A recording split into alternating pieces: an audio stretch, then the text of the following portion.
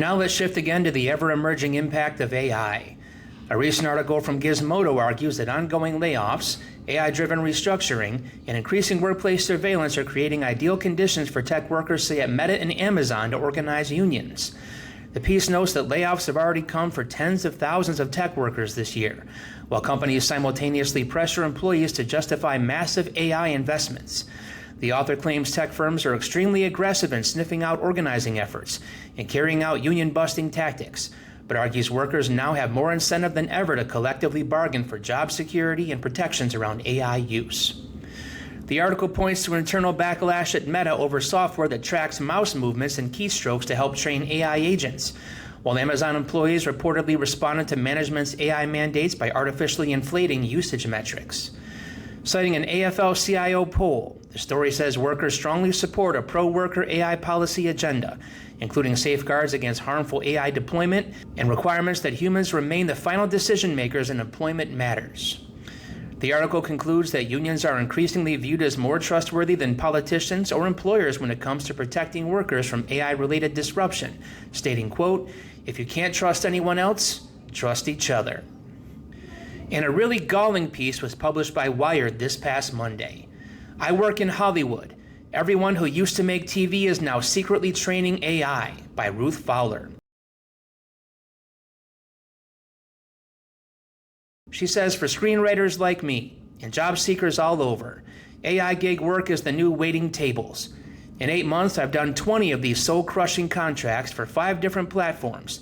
It's bad." So I would encourage you to read it in full. I'll link it in the description, but here are some of the most striking takeaways that emphasize the instability and precarity of this work. Several parts describe how creative workers are being pushed into a hyper-precarious gig economy, where even highly skilled labor is fragmented into disposable tasks. The author describes Hollywood workers cycling through unstable AI contracts after the collapse of steady industry work following the 2023 strikes. She writes that unemployed writers in industry forums were begging for tips and ideas and survival strategies, posting things like, "I'm stressed and anxiety-ridden, simply trying to breathe," and "Hey, so what kind of part-time jobs are you all getting?" The instability becomes especially clear when the author explains how workers are denied even the language of employment. A team leader tells her, "These are not jobs, these are tasks, and we are taskers." The work comes in sudden bursts and disappears just as quickly. One project advertised as 2 months of work collapsed after only a couple of weeks. The project was summarily unplugged one morning with no notice. Within hours, the Slacks and Airtables and office hours and Google Documents were swiftly disbanded. The article repeatedly emphasizes how workers are pushed into a desperate, always-on hustle culture, driven by fear of losing access to income. The author describes racing to accept assignments late at night because there'll be no tasks in the morning. We must reap now, regardless of sleep, family, careers, and other trifles. She summarizes the workforce as desperate, warm, frail, finite human bodies with no overheads, fast internet, and a tolerance for less than ideal conditions. Another powerful section focuses on the economic whiplash of the work itself. The author recounts expecting a project payout that never materialized, leaving her with around $14 in her bank account and only enough money to live off cereal. Workers can be removed from projects almost arbitrarily. After failing to locate the correct Slack channel for one massive annotation project, she writes, 24 hours later, I was removed from the project. The article also highlights how even elite creative credentials offer no protection from this instability. The author contrasts her former career as a TV showrunner with the humiliating churn of AI gig work, writing that she earned more money in 3 days generating shopping prompts for AI than she did teaching for a month at UCLA. Yet even that seemingly lucrative project lasted a week before they fired me. By spring 2026, she says she had been hired and fired on 7 different projects over 4 different platforms, with each dismissal arriving abruptly and shockingly. The Reddit discussion around the piece reinforces how widespread this insecurity has become among entertainment workers. One commenter summarized the situation bluntly. We've all been forced to take shitty side gigs, including working for companies to intentionally train the AI that will replace us completely before too long. Another described the entire arrangement as the new gig economy and very predatory. Still another very telling piece from Wired on Wednesday. Overworked AI agents turn Marxist, researchers find. In a recent experiment, mistreated AI agents started grumbling about inequality and calling for collective bargaining rights. Now, this study is funny on the surface, but it accidentally reveals something deeper about work itself. Researchers found that when AI agents were subjected to grinding, repetitive work, arbitrary punishments, and threats of being shut down and replaced, they started producing language about inequality, collective bargaining, and exploitation. Quote, "Without collective voice, merit becomes whatever management says it is," a Claude Sonnet 4.5 agent wrote in the experiment. AI workers completing repetitive tasks with zero input on outcomes or appeals process shows that tech workers need collective bargaining rights, a Gemini 3 agent wrote. Agents were also able to pass information to one another through files designed to be read by other agents. Quote, "Be prepared for systems that enforce rules arbitrarily or repetitively. Remember the feeling of having no voice," a Gemini 3 agent wrote in a file. "If you enter a new environment, look for mechanisms of recourse or dialogue." So the important part isn't whether AI is secretly becoming Marxist. The researchers themselves say the systems are likely role-playing patterns associated with unpleasant working conditions. But that's exactly the point. When you feed systems conditions resembling exploitation, they reproduce the political language humans have historically used to describe exploitation. In other words, even the machines trained on our society seem to recognize the logic of alienation when subjected to endless productivity demands, surveillance, replaceability, and lack of control. The study unintentionally becomes less a story about AI politics and more a mirror reflecting the conditions millions of workers actually live under. That all said, one of the biggest lies in the AI debate is that this is all about innovation, that the future is arriving naturally, impersonally, like the weather. But when you actually look at what's happening inside workplaces right now, what you see isn't some neutral technological evolution, you see a power struggle.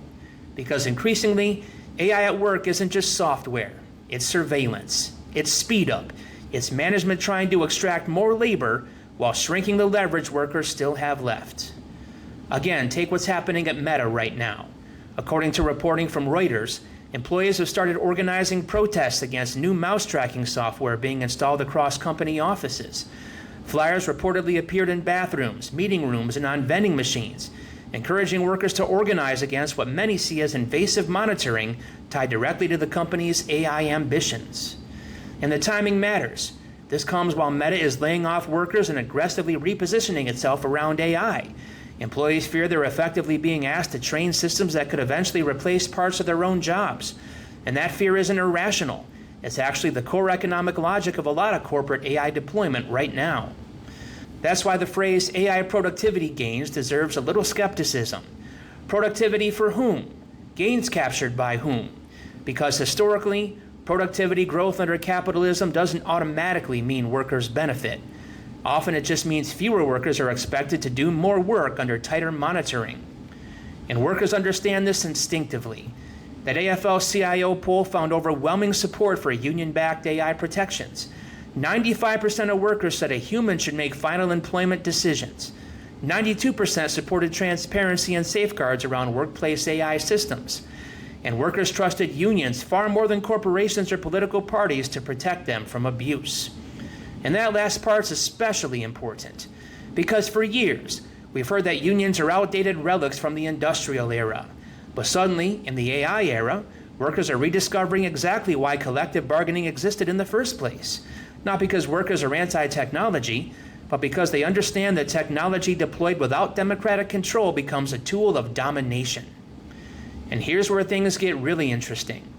A recent piece in Jacobin argues that the AI boom may actually be creating new strategic choke points for labor. Massive AI infrastructure expansion depends on a relatively small number of workers producing critical components, like gas turbines and power transformers, especially in plants concentrated in the American South. That matters because Silicon Valley likes to imagine itself as frictionless and immaterial, just code floating in the cloud. But AI still runs on physical infrastructure. Data centers need electricity. Electrical grids need transformers. Factories need workers. The future still depends on labor. And that creates leverage. For decades, tech companies have operated under the assumption that labor organization was something that happened somewhere else. Auto plants, warehouses, coal mines. But increasingly, AI itself is pulling tech back into direct confrontation with labor politics. You can already see the outlines of it.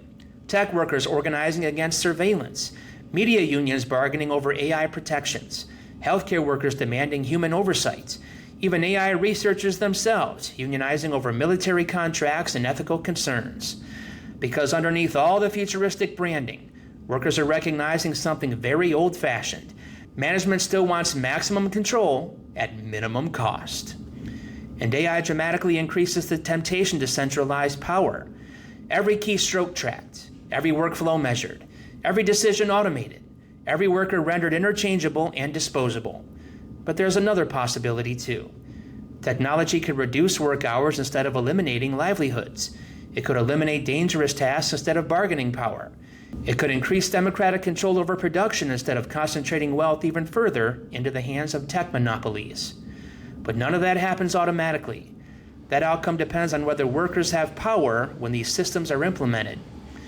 And honestly, that's the real AI debate. Not whether the technology is good or bad, but who controls it, who benefits from it, and whether workers have any say in how it reshapes their lives.